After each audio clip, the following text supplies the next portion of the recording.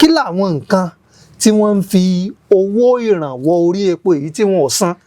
síbi tó yẹ kí wọ́n san sí mọ́, kí làwọn nǹkan tí wọ́n fi ń ṣe lónìí ṣe lè sọ pé ọmọ Nàìjíríà wọ́n gbádùn rẹ̀. lákọ̀ọ́kọ́ tiẹ̀ dúpẹ́ pé Aṣíwájú Bọ́lá Ahmed Tinubu ó ní courage, ó wà brave láti yọ subsidy yẹn. ṣé mo tó máa ń ṣe Nigerians àwa Nigerians ni pé ṣé rí àfẹ́ ká jìyà bíi 5 years ká wá gbádùn ayérayé, but ká jìyà 1 year ká gbádùn 6 months ká jìyà kí n wá permanent solution. And orúkọ táwọn èèyàn ń sá fún pé wọ́n máa ṣépè fún mi, kò sẹ́ni tí ò ṣépè fún Bọ́lá Ahmed Tinubu nígbà tó yọ subsidy. But téèyàn bá ń wúwo àdúrà tẹ́ ẹ bá ń ṣépè fún èpè ò lè mú, bẹ́ẹ̀ téèyàn bá ń wúwo èpè tẹ́ ẹ bá ń ṣàdúrà fún èpè ní ọba. Now ìgbà tí wọ́n yọ subsidy yìí, ẹ wá wo local government kọ̀ọ̀kan, state government kọ̀ọ̀kan, èló ni wọ́n ń gbà ní salary ní monthly allocation wọn tẹ́lẹ̀tẹ́lẹ̀, ó ti di ×3. ẹ wo Ọ̀yọ́ state fún àpẹẹrẹ nísìn ní April or May tí n bá ṣe mistake yẹn, allocation from the federal government about 15 billion ni. ní nípínlẹ̀ Ọ̀yọ́ 15 billion. láti ọdún méjì tí Aṣíwájú Bọ́lá Ahmed Tinubu tó ti wọlé, kó tó di pé wọ́n wọlé, ẹ lọ wo iye tí wọ́n ń gbà sí àsìkò tó wọlé, iye tí wọ́n ń gbà. irú local government ní Ògbómọ̀ṣọ́ north local government ń sìn, mo ní rẹ́kọ̀dì gbogbo owó tí wọ́n ń gbà láti bàtà Aṣíwájú Ahmed tó ti wọlé as president àti local government kò kù. so ìgbà míì tí mo máa ń sọ̀rọ̀ máa ní èmi ní evidences nǹkan tí mo ń sọ tó bá dàbí ẹ lọ wádìí tí mo bá parọ́, evidences yẹn wà ńbẹ̀. now owó Aṣíwájú Bọ́lá Ahmed Tinubu ti tiẹ̀ ni pé gọ́vnọ̀ owó ni owó tó yẹ kí wọ́n fún wọn, ṣé wọ́n fún àbí wọ́n fún wọn, Aṣíwájú Bọ́lá Ahmed Tinubu ń sin láti federal government. so àwọn state governors wa lọ́yẹ̀ ká máa bí wọ́n lè rí pé owó tí ń wọlé sọ́dọ̀ tí ní báwo lẹ̀ ṣe ń ná. simply put, local government autonomy wọ́n ti politicize ẹ̀. òṣèlú ti wọ̀ ọ́. politicize ẹ̀ because tí wọ́n bá politicize ẹ̀ kò sí tó bad. ìgbà tí wọ́n request fún àwọn chairman pé kán submit account details wọn, ẹbí wọn lè how many local government chairman don submit. pé gbàjọba ní àti fẹ́ máa sanwó fún local government tó kí gbogbo àwọn local government ó jáde wá láti wá fi a lot of things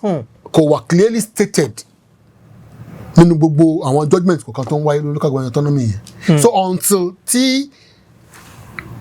èyí lè sọ boldness, until that political aspect tó ń bá mú kúrò tó máa lè stand pé nǹkan báyìí without minding whose ox is God. nǹkan normalize. ẹ wá jáwò àwọn wo ni wọ́n ti òṣèlú bọ̀ torí ìjọba tá à ń pè níjọba àpapọ̀, ìjọba àpapọ̀ la pè tó ju ẹnikẹ́ni ìjọba kíjọba tó wù kó wà nípínlẹ̀ ni o tàbí ìjọba àbílẹ̀, kí wọ́n láwọn tó dà pé bọ́yá tó ààrẹ àbí tó dà pé bọ́yá ó fẹ́ dàbí pé ó ń jókòó láre tàbí tí wọ́n lè yí ìpinnu táàrẹ sọ pé òun fẹ́ ṣe tí wọ́n lè yí padà tó bá ti jẹ́ pé nǹkan tí yóò dùn ọmọ Nàìjíríà náà. cause tí autonomy local government bá ń lọ bó ti yẹ kó lọ, àwa sì nígbàgbọ́ pé ó yẹ kí nǹkan orí bó ti ń rí dáadáa nígbà kan. síbẹ̀síbẹ̀ náà tẹ́ bá wà àwọn local government míì omi ń ṣiṣẹ́ bíi governor ni in some states. tẹ́ bá wà àwọn state local government bí àwọn àpẹẹrẹ. ẹ wo ẹ jẹ́ ká mú Lagos state fún àpẹẹrẹ. ẹ lọ sí àwọn local government, àwọn infrastructure work tí wọ́n ṣe. tá a bá ń lo Lagos state tá a ń lo ìpínlẹ̀ Èkó fún àpẹẹrẹ,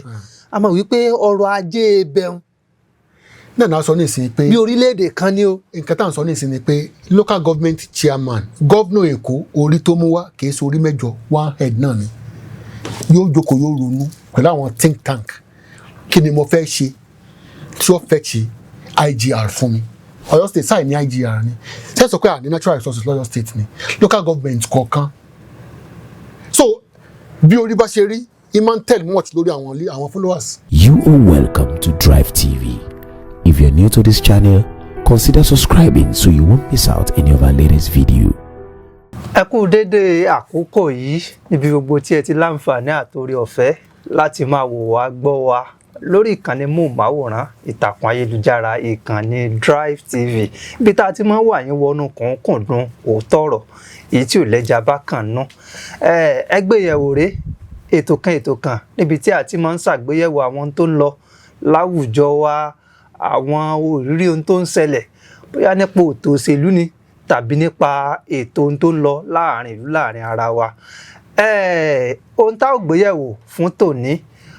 ìṣèjọba ààrẹ wa, ààrẹ orílẹ̀-èdè Nàìjíríà, ìyún ààrẹ Bọ́lá Ahmed Tinubu, ó pé ọdún méjì. Láàrin ọdún méjì sákòókò yìí, wọ́n sọ oríṣiríṣi ọ̀pọ̀ ìlérí, ìyẹn nu àtúnṣe ìrètí wa nígbà tí wọ́n ń polongo ìbò renewed hope, tí wọ́n sọ pé àwọn ó ṣe ná, àwọn ó ṣomi, àwọn ó ṣe ọ̀nà fún wa. Láàrin ọdún méjì sí àkókò yìí, ọ̀pọ̀lọpọ̀ onírúurú ìbéèrè ló ń jẹ́ rìnrìn lọ́kàn àwọn ènìyàn pé tó ǹjẹ́ láàrin ọdún méjì yìí ṣé ààrẹ ṣe gẹ́gẹ́ bí wọ́n ti wí? Ohun gbogbo tí wọ́n sọ pé àwọn ó ṣe fún wa ní ti ètò iná agbára, ní ti ètò ọ̀nà ni, àtonírúurú lóríṣiríṣi àti bẹ́ẹ̀ bẹ́ẹ̀ lọ, ǹjẹ́ ààrẹ ṣe? Ara àwọn nǹkan wọ̀nyí làwọn nǹkan tí a ó máa pẹ̀kẹ́lù táwùjọ máa fi ọ̀rọ̀ jómi tó rọrọ̀ lórí rẹ̀ pẹ̀lú àlejò wa. Èèkàn ni wọ́n, òdú ni wọ́n, tí wọn ì sáìmọ̀ fólóko. Àlejò wa, ẹ farahàn lé, ẹ jẹ́ káwọn èèyàn mọ̀ pé ẹ̀yin la jọ wà lórí ètò. Ẹ kú ìrọ̀lẹ́, mo kí gbogbo ará ilé. Orúkọ tèmi ni Àlàbí Túnjí Michael, tí àwọn olólùfẹ́ mi máa ń pè ní ATM. Mo jẹ́ ní last election tí a ṣe lọ ní 2023, mo lórí ọ̀fẹ́ àti jẹ́ deputy director fún e-communications and mass media, léyìí tí mo tún ní àǹfààní láti coordinate media activities fún Ògbómọ̀ṣọ́ North, Ògbómọ̀ṣọ́ South, Oríire and Ògolúwa local government. Yàtọ̀ sí yẹn náà, èmi ni akọ̀wé fún ẹgbẹ́ APC ní Ògbómọ̀ṣọ́ North local government. Àwọn kọ̀ọ̀kan náà ń bẹ̀ta tún hold àwọn post tí àwọn aráalé bá ti ń gbọ́ yín bá wọn ó ti mọ̀ pé àwọn tí wọ́n mọ̀ yín wọ́n ti mọ̀ gbé fún yín, àwọn tí ó sì mọ̀ yín náà wọ́n ti mọ̀ pé nínú ìṣàfihàn ara ẹni yìí, èèkàn àti èèyàn kan pàtàkì tó mọ̀ ń pa ti fún tẹ̀dọ̀ òṣèlú, ní pàtàkì jùlọ nínú ìjọba tí à ń lò lọ́wọ́ yìí, tí ṣe ìjọba ààrẹ wa Bọ́lá Ahmed Tinubu, tí wọ́n jẹ́ èèkàn kan gbòógì aṣíwájú nínú ẹgbẹ́ òṣèlú olóṣùṣọwọ̀ APC. Tá a bá yí rẹ̀ wò ní nǹkan bí ọdún méjì sẹ́yìn ṣáájú ká tó dìbò, nǹkan ò fararọ, ìlú le, tí a lè ṣe àkàwé rẹ̀ gẹ́gẹ́ bí wọ́n ti máa ń sọ pé tó eku ò ké bí eku, ẹyẹ ò ké bí ẹyẹ. Kódà àwọn ọmọ ènìyàn gan ò fọhùn bí ọmọ ènìyàn. Àwọn èèyàn wá ń retí pé tó bóyá tó ìbò tá a fẹ́ dì yìí, lára àwọn olùdíje tó fẹ́ díje dupò ààrẹ, ǹjẹ́ Bọ́lá Ahmed Tinubu, bàbá ti lówó ńlẹ̀ tẹ́lẹ̀, irú wọn ò lè sọ pé àwọn tún wá láti wá sọ pé àwọn fẹ́ kó Nàìjíríà jẹ. Ẹ jẹ́ á gbìyànjú, ẹ jẹ́ á dìbò. Lára àwọn nǹkan tó múlùú lákòókò, pàtàkì jùlọ lákòókò ètò ìdìbò nígbà tí gbogbo wa mọ̀ tá a rántí, ṣé ní ti ọ̀wọ́n gógó owó tí a pè ní no cash lákòókò, gbogbo wa la mọ̀ ń tójú rí. Ṣé ní ti ọ̀wọ́n gógó epo, èyí tó tiẹ̀ mú kí bàbá sọ̀rọ̀ láwọn àkókò kan gbà tó tí gbogbo ẹ̀ dójú ọ̀gbagadè pé képo ńlẹ̀, kówó ńlẹ̀, a máa dìbò, a sì máa wọlé. Tó a dìbò a wọlé ń tòótọ́ o. Ààrẹ Bọ́lá Ahmed Tinubu ó di ààrẹ orílẹ̀-èdè Nàìjíríà ń tòótọ́ lẹ́yìn tá a dìbò tá a wọlé. Ńgbà tá a dìbò tá a wọlé tán, àlejò wa, lẹ́yìn tá a dìbò tá a wọlé tán, ọ̀rọ̀ àkọ́kọ́ tí ààrẹ Bọ́lá Tinubu ó bá àwọn èèyàn sọ, tínú àwọn èèyàn ó dùn ní wípé ààrẹ fẹ́ kí àwọn ọmọ orílẹ̀-èdè Nàìjíríà o, ṣùgbọ́n yà wá lẹ́nu nígbà tí ààrẹ ní àwọn yọ owó ìrànwọ́ orí epo. Di àkókò yìí, àwọn èèyàn sì ń béèrè, àwọn èèyàn fẹ́ mọ̀ kí ni ìdí ẹ̀ tí ààrẹ fi ṣe eléyìí. Ní nǹkan àkọ́kọ́ táwọn èèyàn wò pé àwọn fẹ́ gbọ́rọ̀ ìtùnú, ọ̀rọ̀ tó nítumọ̀ lẹ́nu ààrẹ, owó ìrànwọ́ orí epo làárẹ̀ làwọn yọ. Kí ló fa eléyìí? Lákọ̀ọ́kọ́ a dúpẹ́ lọ́wọ́ Ọlọ́run tí ó fún wa lórí ọ̀fẹ́ láti witness Nigeria of today. A sì dúpẹ́ lọ́wọ́ Ọlọ́run fún àṣeyọrí lórí aṣáájú Bọ́lá Ahmed Tinubu. Ṣé rí, tá bá wo kó tó di pé a dìbò, àwọn prominent candidate nínú ẹgbẹ́ kọ̀ọ̀kan ẹ jẹ́ ká sọ nípa Labour Party yẹn Peter Obi, ẹ jẹ́ ká sọ nípa PDP yẹn Atiku Abubakar, gbogbo wọn ni wọ́n sọ pé àwọn yọ ìrànwọ́ lórí epo subsidy remover wọn làwọn yọ. So gbàtà Aṣíwájú Bọ́lá Ahmed Tinubu dé tó wá yọ mi mọ reason tó fi fàárí one time yẹn. Now yíyọ ìrànwọ́ epo yẹn iná ran Nàìjíríà lọ́wọ́ tá a fi di àkókò tá a wà yìí. Tí wọ́n bá yọ subsidy yẹn mi mọ bí Nàìjíríà ọba ṣe rí, because àkọ́kọ́ náà àìmọye federal workers àti state workers wọn bá retrench wọn pé kò ní sówó tó wọn fi san salary, kò ní sówó. Dó àwọn school of thought kan sọ pé time tí wọ́n yọ ìrànwọ́ lórí epo yẹn pé náà kò yẹ kán yọ time yẹn kò yọ. Tí wọ́n bá ń pẹ́ sí èsì tí èèyàn bá pẹ́ lórí mi gẹ́gẹ́ bí àgbà wọn ní èsì kẹsì ni máa ń bá yàn bẹ́ẹ̀. Wọ́n ti yọ kí n the next step. Ẹ wá wo ìgbà tí wọ́n yọ ìrànwọ́ lórí epo. Ṣé in those days ní àkàbí 10-15 years ago àwọn kan oníṣẹ́ kankan wọ́n kàn jókòó nílé wọn. Within every second, every day, millions of naira ní àwọn náà account wọn lórí ọ̀rọ̀ epo. Wọ́n ní 500,000 litres làwọn supply, láì supply anything. Ẹ kà ṣá get invoice. And olùgbé ẹni tí wọ́n fún ní bribe 1,500,000,000 tí ò ní fẹ́ compromise láti ṣe tí ó dá. Now àwa wò ká àwọn few Nigerians tí wọ́n kàn gbádùn subsidy yìí. Ìgbà tí ààrẹ wa débẹ̀ tó yọ kí wọ́n ní impact sí subsidy ẹ ti rí lórí economy Nigeria. Èyún gan níbi tí mo fẹ́ ká lọ. Ẹ sọ̀rọ̀ nípa àwọn akẹgbẹ́ ààrẹ Bọ́lá Ahmed Tinubu jàǹjọ jẹ́ olùdíje èyàn Peter Obi àti Atiku Abubakar èyàn tinú ẹgbẹ́ òṣèlú PDP. Ẹni wọ́n ṣèlérí nínú ìpolongo ìbò wọn pé táwọn náà bá wọlé o àwọn yòówó rànwọ́ orí epo. Ṣùgbọ́n ààrẹ Bọ́lá Ahmed ìyìn rò pé bóyá n tó jọ mọ́ pé bóyá àwọn yọ ọwọ́ àánú ìlérí tí wọ́n ṣe. Kí wọ́n ló jẹ́ pé ìlérí tí wọ́n ò ṣe ó ní nǹkan àkọ́kọ́ tí wọ́n kọ́kọ́ ṣe. Ìlérí tí wọ́n ṣe bóyá dòní olónìí a mọ̀ bira wa léèrè yùn bóyá ṣé wọ́n ṣe. And ọ̀dà àti gbà pé wọ́n ti ṣe. Kí làwọn nǹkan tí wọ́n ń fi owó ìrànwọ́ orí epo èyí tí wọ́n ò san síbi tó yẹ kí wọ́n san sí mọ́? Kí làwọn nǹkan tí wọ́n fi ń ṣe lónìí? Ṣé a lè sọ pé ọmọ Nàìjíríà wọ́n gbádùn rẹ̀? Lákọ̀ọ́kọ́ tiẹ̀ dúpẹ́ pé Aṣíwájú Bọ́lá Ahmed Tinubu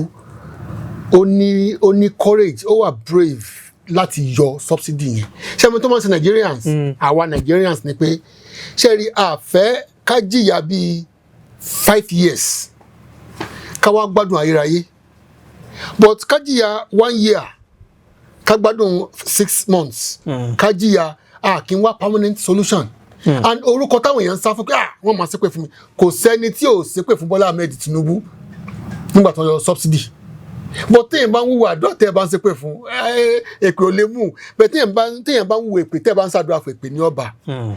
Now ìgbà tí wọ́n yọ subsidy yìí ẹ wá wo local government kọ̀ọ̀kan, state government kọ̀ọ̀kan èló ni wọ́n ń gbà ní salary ní monthly allocation wọn tẹ́lẹ̀tẹ́lẹ̀ ó ti di ×3. Ẹ wo Ọ̀yọ́ state fún àpẹẹrẹ nísìn ní April or May tí n bá ṣe mistake yẹn allocation from the federal government about 15 billion ni. Ìyẹn nípínlẹ̀ Ọ̀yọ́ 15 billion. Láti ọdún méjì tí Aṣíwájú Bọ́lá Ahmed Tinubu tó ti wọlé kó tó di pé wọ́n wọlé ẹ lọ wo iye tí wọ́n ń gbà sí àsìkò tó wọlé iye tí wọ́n ń gbà. Irú local government ní Ògbómọ̀ṣọ́ north local government ń sìn mo ní rẹ́kọ̀dì gbogbo owó tí wọ́n ń gbà láti bàtà Aṣíwájú Ahmed tó ti wọlé as president àti local government kò kù. So ìgbà míì tí mo máa ń sọ̀rọ̀ máa ní èmi ní evidences nǹkan tí mo ń sọ tó bá dàbí ẹ lọ wádìí tí mo bá parọ́ evidences yẹn wà ńbẹ̀. Now owó Aṣíwájú Bọ́lá Ahmed Tinubu ti tiẹ̀ ni pé governor owó ni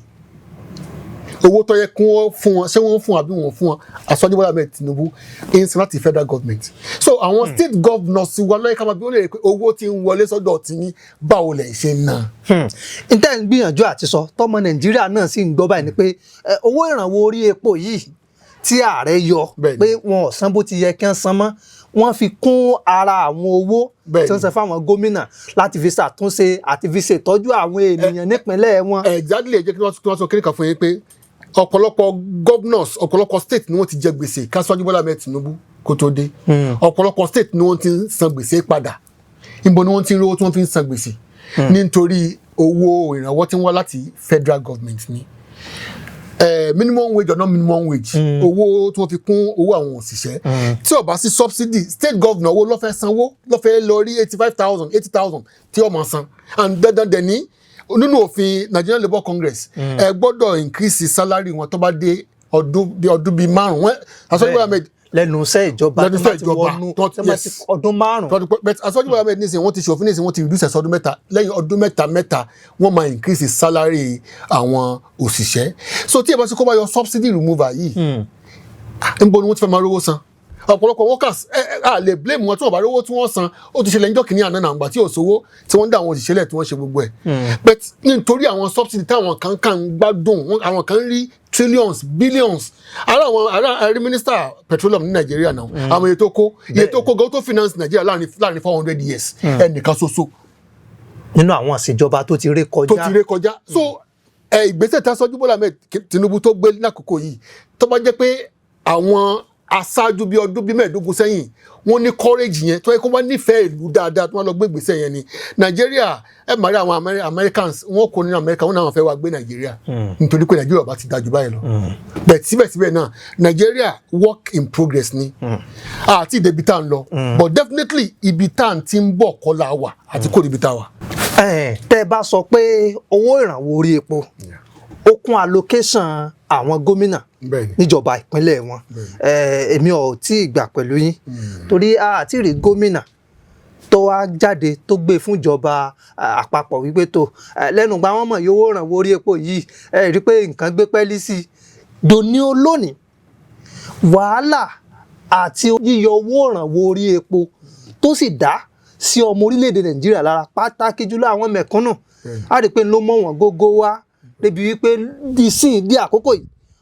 oró rẹ̀ sì ń bẹ lára àwọn ènìyàn nípa ọ̀wọ́n gógó ọ̀nà wo la fẹ́ sọ pé tó tíjọba yọ ó sì ń san padà fáwọn kan láti pé tó kàn fi tọ́jú àwọn èèyàn wọn. ibi tá ti hold àwọn governors who are responsible nìyẹn kò sí governor tí ó lè bọ́ta kó sọ pé Aṣọ́jú Bọ́lá Ahmed Tinubu APC led administration tá à ń ṣe lọ́wọ́lọ́wọ́ pé allocation wọn kò increase but local government mélòó ní function ní Nàìjíríà owó yìí ẹ máa rí local government ló súnmọ́ aráàlú jù bí nǹkan ṣe wọ́n ń sìn local government lè subsidize ẹ̀ ó lè ní rice tí wọ́n ń tà ní bóyá bíi 60,000 ó lè ní ok ẹ lọ́ọ́ máa kó ní iye báyìí ó ń ṣẹlẹ̀ láwọn local government ní ìbí irú Èkó nígbà tí nǹkan fi wọ́n gan tí wọ́n lo àwọn local government market ó ní àwọn nǹkan tí wọ́n ń ràn wọ́n lọ́wọ́ láti lẹ́jẹ̀ wọn fáwọn èèyàn wọn tí wọ́n jẹ́ pé nǹkan bíi 10,000 ní kẹsàn 5,000 so state àwa aráàlú náà ẹ̀ka bọ́ta àmọ́ bá àwọn governors àmọ́ bá wọn fóògùn mú wa ni àwa tá a sì lórí ọ̀fẹ́ tí à ń sọ fáwọn aráàlú pé n tí ń ṣẹlẹ̀ ní ọ̀tọ̀ ni meaning wọ́n rò bóyá a hate ìjọba ni a dẹ̀ hate ìjọba state but fact ni a ní facts a ní figures tí wọ́n ti wà publicized pé iye tó wọlé ní lẹ́yìn salary tí local government ń san ẹ jẹ́ ká sọ iṣẹ́ wo ni local government ń ṣe now ẹ wo bí oúnjẹ ṣe wọ́n nígbà kan mo expect pé láti kan bí 6 years ago kò sí government tí ò yẹ kó go into agriculture tá bá lọ Òkè Ògùn nísìn ní Ọ̀yọ́ state ẹ wo gbogbo ilẹ̀ tó wà lókè Ògùn kí ni state government ń ṣe kádàkó láàrin 4 years àbá Nàìjíríà Ọ̀yọ́ state alone ó yẹ kó lè help southwest. ọ̀ya ẹ jẹ́ ká filẹ̀ ń bẹ̀ a sì wà lórí ìjọba àpapọ̀ bẹ́ẹ̀ni ẹ mọ̀jà wọnú ìjọba àpapọ̀ comparison ni a lè ṣaláì mọ́ mú yẹn wá nítorí owó tí ń wá gẹ́gẹ́ bí àpẹẹrẹ tó bá ṣe dáadáa ẹ̀ ní complain pé nǹkan wọn bẹ́ẹ̀ ṣe wá sọ pé nǹkan wọn náà mo fẹ́ ká kíyèsí o ní 2 years ago ló wọ́n ta rice abọ́ kan ní báàgì kan ara ní mo tra 105,000 rí èlò wọn tà ní ìsìn 62 in reduce though kìí ṣe iye tá a bá nìyẹn but ó ti ń dínkù. ṣùgbọ́n ẹjẹ́ mi náà rán yín létí láwọn ìjọba kan sẹ́yìn iye tá à ń rà nígbà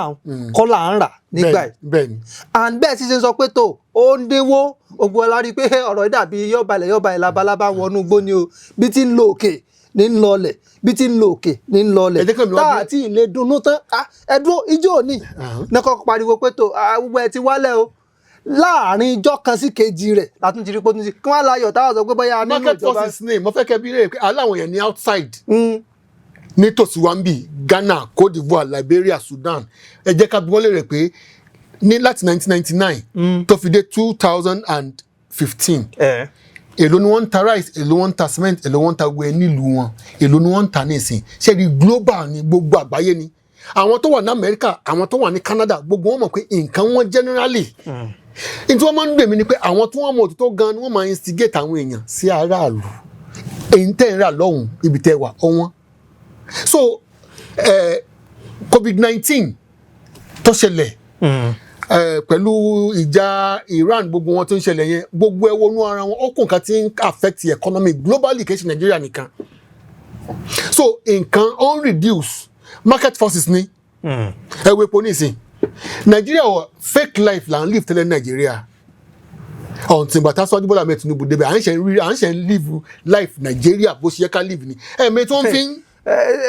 bẹ́ẹ̀ tí ń sọ yìí ó dàbí pé ẹ̀ ń sọ lásọdùn. àsọdùn kọ́. rárá pé bóyá ìgbé ayé tá à ń gbé tẹ́lẹ̀ ìgbé ayé pé tó arúmọjẹ ni bẹ́ẹ̀ni èyí tá à ń gbé nísìn lògidì pé tó àṣẹṣẹ ń gbé ìgbé ayé rọrùn. fake life yẹn nígbà yẹn ó ti wá mọ́ ọ lára real life tá a wá ń gbé làwa ń complain. ẹ wo for instance nsìn ẹ mọ iye tí wọ́n ń san lórí dollars láti fi subsidize dollars nígbà kan billions of naira ìgbà tá a sọ́jọ́ Bọ́lá Ahmed Tinubu ní pé òun ò ní fi one naira subsidize dollar kankan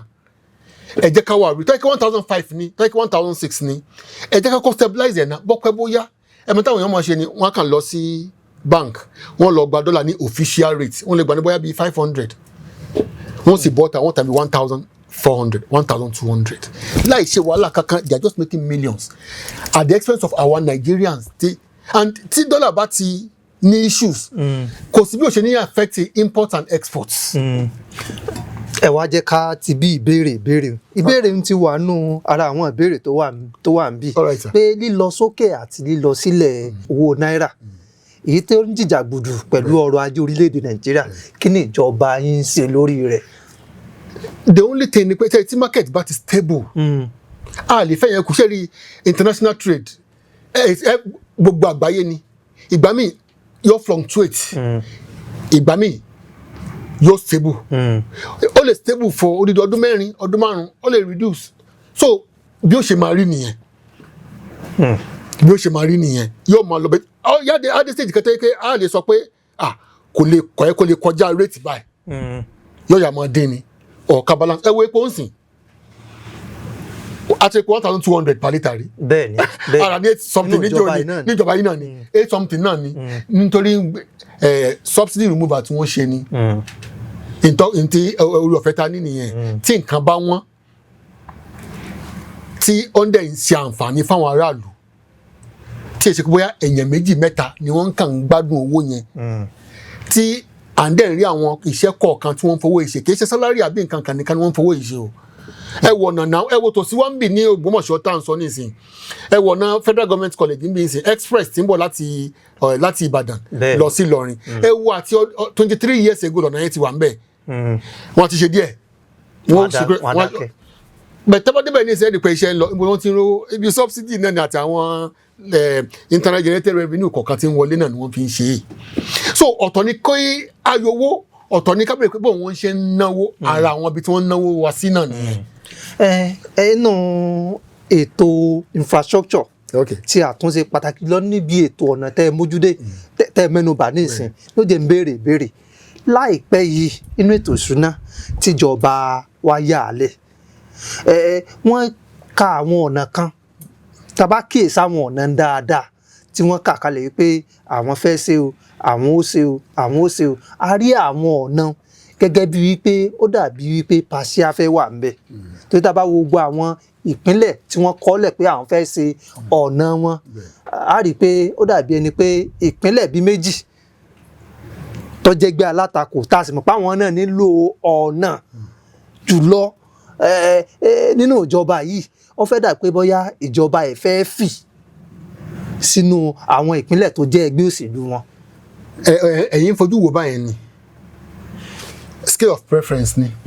Ṣé rí ní Nigeria ń sìn, according to the Minister of Works, His Excellency Umahi, a ní about 235 ọ̀nà tí wọ́n fẹ́ ṣe tó jẹ́ major routes. So báwa Ọ̀yọ́ state bá ṣe ń clamor fún ni Abia state wọ́n máa clamor fún ni Edo state wọ́n máa clamor fún. So ẹni tó ọba tètè lórí ọ̀fẹ́ yẹn ẹ jẹ́ kí n fẹ́ example sìn ẹ wọ̀ náà Bowen Teaching Hospital seminary caretaker ẹ bọ́n náà yẹn ṣe bàjẹ́ tó. Bẹ́ẹ̀ni. Ẹ wá wo àwọn tí ọ̀nà wọn náà ti dá ní gbogbo àwọn east yẹn. Táwọn náà ń jẹ́rora tó ń bet orí ọ̀fẹ́ la rí ìgbà tí ọ̀rọ̀ délẹ̀ tí the signature center of the Fatai Ọmọ́táyọ̀ Buhari tó fi fa vice president tó fi wá wíwá tí wọ́n wá kìí ṣe nítorí mosque yẹn gangan ni but wọ́n mọ̀ jẹ́ kí wọ́n gba ọ̀nà yẹn kó lè bá a mọ in tí wọ́n ń feel ó yẹ kí wọ́n fly wá nínú ó yẹ kí wọ́n fly débi bóyá bíi seminary tàbí grammar school but ó ní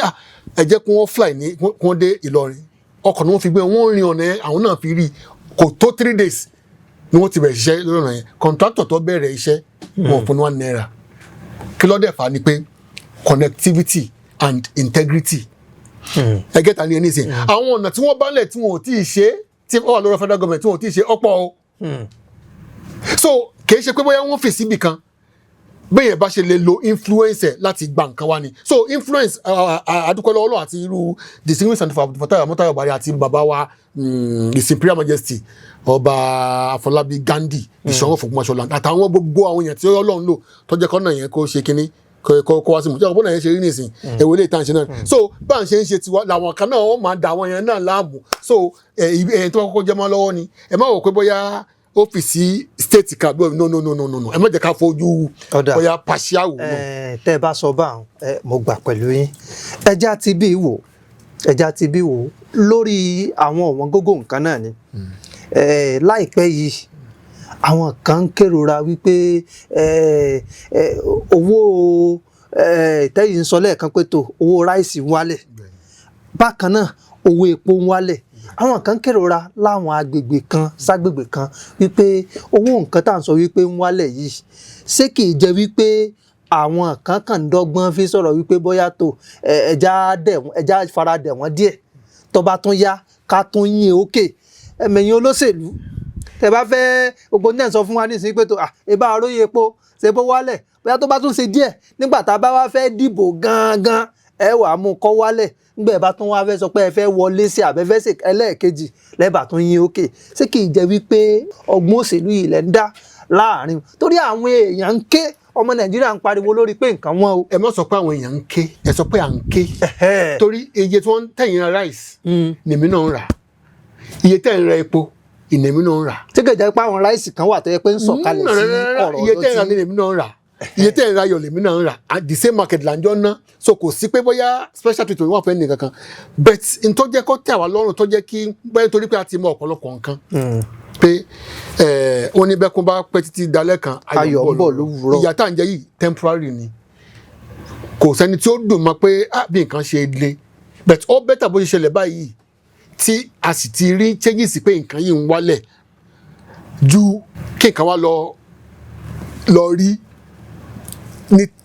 ní ọ̀nà tí ó lè ba nǹkan jẹ́ tí ò ní ṣàtúnṣe rárá.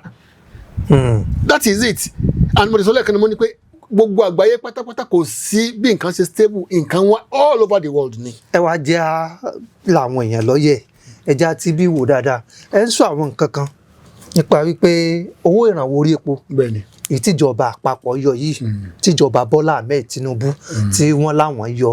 ẹni ó kún allocation èyí tí àwọn ìjọba ìpínlẹ̀ ń gbà tá a bá sì tún wò síbẹ̀ ọ̀rọ̀ ọ̀wọ́n gógó ọ̀rọ̀ ìlú ò fararọ ó sì ń fojoojúmọ́ peléke sí i ṣé kẹjẹ wípé àwọn kan dàbí àríjẹnu mọ̀dàrú tó jẹ́ pé ó dà pé bóyá iṣẹ́ ìjọba yìí wọn àfẹ́ kọ́ hàn àbí kó jẹ́ pé ìjọba fúnra wọn náà ní cause èmi lérò pé tá a bá fi iṣẹ́ ràn yàn pé ọmọ lọ rèé ra kínní wa tó bá rà wá tówó ń yàtọ̀ sí iye tá a fi ràn àbàdé rẹ̀ pé ó yà ń so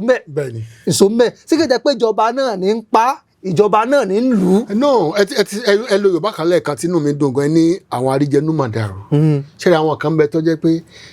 àwọn kan bẹ tẹ́ kí wọ́n ní gbàdúrà kí a ní iná 24 hours ní Nàìjíríà láíláí nítorí kí Nàìjíríà wà nínú òkun làwọn ti ń jẹun. So ó wá kù sọ́wọ́ bọ́lá wọn ṣe ran ìjọba lọ́wọ́ irú àwọn yìí bí wọ́n ṣe mọ̀ bí wọ́n ṣe máa ṣe ọ̀rọ̀ wọn nínú kí nǹkan wọn ní àwọn kan ti ń gbádùn ọ̀pọ̀lọpọ̀ nǹkan tásọ́jú Bọ́lá Ahmed Tinubu ń ṣe ń sìn kò dùn mọ́ àwọn kan nítorí gbogbo ọ̀nà subsidy wọn ti block ẹ̀ wọn ò rówó ọ̀rọ̀ Dangote epo naira to naira swap àwọn kan ò rówó pé a lọ a import epo a ṣe gbogbo ẹ̀ yẹn náà tí ó ti kúrò ń bẹ̀ so àwọn kan wà ń bẹ̀ báyẹn bẹ́ẹ̀ Ọlọ́run wá tó ìrìn aṣáájú Bọ́lá Ahmed Tinubu lọ́wọ́ pẹ̀lú gbogbo àwọn tó fi sí àwọn àyè kọ̀ọ̀kan láti bá ṣiṣẹ́ wọ́n ń gbìyànjú níwọ̀n bá tiwọn. ṣé rí tí tàǹtí ń bá bọ̀ láti about 40-55 years kò easy ká máa expect changes náà pé ẹ̀ka náà gbìm náà lọ́jọ́ kí n lò ọ̀rọ̀ kan fún ìlà kan pé Nigeria is work in progress continuous ni díẹ̀díẹ̀ gbogbo n tá à ń sọ nísìnyí the next 1-2 years nísìnyí ẹ rí i pé ìtàn mi láti máa sọ because by then nǹkan ó tún ti wálẹ̀ ju bí nǹkan ṣe rí lọ because now nǹkan ti wálẹ̀ ju bó ṣe wà tẹ́lẹ̀tẹ́lẹ̀ lọ so ẹ jẹ́ ká nígbàgbọ́ renewed hope náà nìyẹn hope yẹn gbogbo most Nigerians were hopeless kò sí rètí wọn sí Nigeria ò lè dá mọ́ everybody to lose hope pé ẹ̀tọ́ so renewed hope yẹn ìyẹn gan wọ́n fẹ́ ká tẹ̀lé pé wọ́n fẹ́ renew hope wa pé hope ta ní Nigeria pé Nigeria will be great Nigeria will be great again. Ǹjẹ́ ẹ sì wò pé pẹ̀lú gbogbo ìlérí ètí ìjọba Bọ́lá Ahmed Tinubu tí wọ́n ṣe kọjá pàtàkì ilé tẹ́mẹ́nubà nísìn renewed hope àtúnṣe ìlérí wa tẹ́ wò pé bóyá gbogbo ìrètí wa lórí àwọn nǹkan tá a ti fọkàn sí o bóyá àwọn nǹkan tá a ń fojú wò lọ́nà o bóyá àwọn nǹkan tí ó dà pé bóyá a ti wò pé SARS lè rírun nǹkan báyìí mọ́ Nàìjíríà ṣe é sì wò pé pẹ̀lú bí ìjọba ẹ̀ ti ń lọ láàrin ọdún méjì yìí ṣe é ló pa àwọn èèyàn sì tó ní ìrètí míì lórí wípé nígbà tábà ẹ lo ọdún 4 ìkólẹ̀ nǹkan ó sì rí gẹ́gẹ́ bí wọ́n ti ń pòǹgbẹ rẹ̀. nǹkan ó rí ju bá ń ṣe ń pòǹgbẹ rẹ̀ ní dáadáa gan ẹ jẹ́ kí n fún lápẹ̀rẹ̀ ní ìsìn for nǹkan bóyá bíi 30-35 years láti gbọ́ education support láti federal government NEL fund àwọn ọ̀pọ̀lọpọ̀ olóró ọ̀fẹ́ àti lọ school mọ́ nítorí òbí wọn ò lówó láti sanwó school fees wọn but university ń sìn NEL fund wà kò sí tó fẹ́ kàn yín ẹ kàn apply tó bá ti apply tó bá ti parí oṣù tuition fees yín ìjọba ní ọ̀sán gbogbo oṣooṣù wọ́n dẹ̀ fún 20,000 pocket money so wọ́n tún wá renewed hope tá à ń sọ náà nìyẹn o pé mo ti wà hopeless pé mi ń kàwé mọ́ hope yẹn wá dé lórí ètò ẹ̀kọ́. níbo ilé ìwà tẹ́lẹ̀tẹ́lẹ̀ níjọ́ ilẹ̀ ti gbọ́ pé strike wà láàrin ní Nigerian universities kò tí 2 years. So hope our hope tá à ń sọ náà ni it's a gradual process kò lè wálẹ̀ kan náà ṣé ẹ lè believe pé àwọn èèyàn wá láti medical tourism àmọ̀kí Nàìjíríà máa lọ medical tourism wọ́n máa ń travel gan ìwòsàn bẹ́ẹ̀ni pé ṣe wọ́n káwọn èèyàn tí wọ́n láti outside country láti wá tọ́jú ara wọn ní àwọn àìsàn kọ̀ọ̀kan Nàìjíríà yìí that is the bitter truth ìtàwọn yẹn ìtẹ̀yẹn lè kà téèyàn fojú ara yẹn rí pé tí ń ṣẹlẹ̀ ni ẹ wo GDP wa gross domestic product wa èló ni as at April at shoot 4.6 bẹ́ẹ̀ni it was 4.6 now reserve wa ńkọ́ about 5 times the first in the history of Nigeria gradual process ni inú mi máa ń nù gan tí máa ti ń wo àwọn policies aṣáájú ẹ wo youth àwọn ọ̀dọ́ there are so many programs fáwọn ọ̀dọ́ credit facilities oríṣiríṣi bẹ́ẹ̀ tí n tó ń ṣe wá ni pé data tá à ń rà ọ̀tọ̀ ni tí à ń fi data ṣe tá a bá ń lo data tá à ń rà tá a bá fi access àwọn federal government programs yìí ara àwọn tí wọ́n ti through programs yìí tí wọ́n ti apply tí wọ́n dẹ̀ ń lórí ọ̀fẹ́ lóríṣiríṣi. ọ̀dà tẹ́ ẹ bá sọ takuntakun tíjọba ti ń ṣe lórí ètò ọrọ̀ ajé tẹ́ ẹ ń sọ gbìyànjú ààrẹ nípa infrastructure èèyàn àtúnṣe ìwáyé gbádùn lóríṣiríṣi àti lónírúurú ẹ jẹ́ ká ti bí wò lórí ètò ààbò kí ni ìjọba yín ń ṣe láàrin ọdún méjì ọwọ́ wo lẹ fi mú àwọn adaranjẹ tí wọ́n ń ṣekú pa àwọn èèyàn ní oko ọwọ́ wo níjọba yín fi mú àwọn ajínigbé finigbowó àtàwọn tó ń ṣe mọ̀gòmọ́gò agbésùnmọ̀mí kí ni ìjọba Bọ́lá Ahmed Tinubu ń ṣe ojú wo lẹ fi ń wò àti àwọn àkíyèsí wo lẹ́sìn tá a lè sọ pé tó láàrin ọdún méjì yìí o ẹ sì já fọkàn balẹ̀ gẹ́gẹ́ bí bàbá tí mo sọ pé ká fọkàn balẹ̀ wípé gbogbo ẹ̀ ó ṣe kí ni yóò jẹ rodò lọ tábà kíyèsí dáadáa nípínlẹ̀ Benue. ó ṣe lọ́wọ́lọ́wọ́ báyìí. lọ́wọ́lọ́wọ́ báyìí kí ni ìjọba ń rí ṣe sí i. ẹ jẹ́ kí n bẹ̀rẹ̀ láti bí Benue kẹ́ ti sọ yẹn sẹ́ẹ̀rí ọ̀rọ̀ Benue communal ni and security ẹ̀ ṣiṣẹ́ ẹnìkan tí gbogbo ọba support ìjọba à ń tanra wa jẹ ni kò sí tó lè jáde because a gbọ́ pé àwọn kọ̀ọ̀kan tó jẹ́ àwọn èèyàn kàǹkàǹkà tá à ń wò nílùú káàkiri ní Nàìjíríà àwọn gan ní informants àwọn kan nínú insecurity ẹ̀ làwọn kan ti ń gbádùn so àwọn àríjẹnú màdàrú yẹn ló pọ̀ náà mo fẹ́ kẹ́ ẹ wo kíní kan pé oúnjẹ ta ló wálẹ̀ níwọ̀nba security náà kún ló jẹ́ kó wálẹ̀ because about 2 years ago àwọn èèyàn lórí ọ̀fẹ́ àti lọ sóko because ó lè ní time yẹn but gbogbo time ló ń jẹ́ fi wọ́n àrí ráìsì ra oríṣiríṣi ẹ̀mọ̀ but now ìgbà tí security yẹn tó ti improve àwọn àgbẹ̀ ń lọ sóko ẹ wo irú Southern Kaduna fàpẹ́ nísìn Southern Kaduna about 2 years ago bí ẹ̀dá wọ́n fẹ́ di 4 báyìí ọwọ́ àbíkà tó lọ gọ́ sí but now Southern Kaduna ẹ̀ lè gbọ́ pé bóyá kidnapping or no kidnapping àbí nǹkan kan wà a lè fẹ́yìn ẹ̀kú lẹ́ẹ̀kọ̀ọ̀kan kọ́ mọ̀ máa wáyé it's not Nigeria alone ẹ̀gẹ́tẹ̀ ń sẹ́ àwọn tí wọ́n ní good security architecture gan wọ́n experience àwọn nǹkan báyìí but tá bá wo 1999 tó fi wọ 2015 tá bá wo the rate insecurity in Nigeria kidnapping and others armed robbery and tá bá fi compare 2 years Aṣọ́jú Bọ́lá Ahmed Tinubu ẹ rí pé changes wà. àwọn changes ọmọ Nàìjíríà fẹ́ mọ̀ láwọn ọ̀nà wo sọ́nà wo ni mo mẹ́nu bà Benue. Yes. ẹ̀yin fúnra yín gan tún sọ pé lọ́wọ́lọ́wọ́ báyìí ti ń ṣẹlẹ̀ lọ́wọ́lọ́wọ́ ń mẹ́nu ọmọ Nàìjíríà sì fẹ́ mọ̀ kí làwọn nǹkan tá a lè sọ yìí pé bóyá ó lè máa múrú ìṣẹ̀lẹ̀ bẹ́ẹ̀ wá nígbà kan tí nǹkan bá ṣẹlẹ̀ tó bá ṣẹlẹ̀ nílùú wọn ní nílùú tọ́lọ́ba tó níjòyè lórílẹ̀‐èdè tá a ti ní ìjọba tó sì lóhùn òun kápá ẹ̀ láti ṣe kíni láti mójútó ètò ààbò ẹ̀mí àti dúkìá àwọn ọmọnìyàn lórílẹ̀‐èdè ìṣẹ̀lẹ̀ lemọ́lemọ́ àkọlù yìí ó ń pọ̀ nípínlẹ̀ Benue kí ni ìjọba Tinubu ń ṣe tàbí tí wọ́n fẹ́ ṣe láti pinnu rẹ̀. kò sẹ́ni tínú rẹ̀ ó dùn sí ìṣẹ̀lẹ̀ tó ń ṣẹlẹ̀ yẹn ẹ̀mí èèyàn láì ṣe ẹ̀mí ẹran lásán gan àti ipá gan ìmọ̀ fún yàn ní issues structures of èèyàn kẹwàá rí pé èèyàn 10, 20 wọ́n ń kú lọ but àwa aráàlú gangan ni problems wa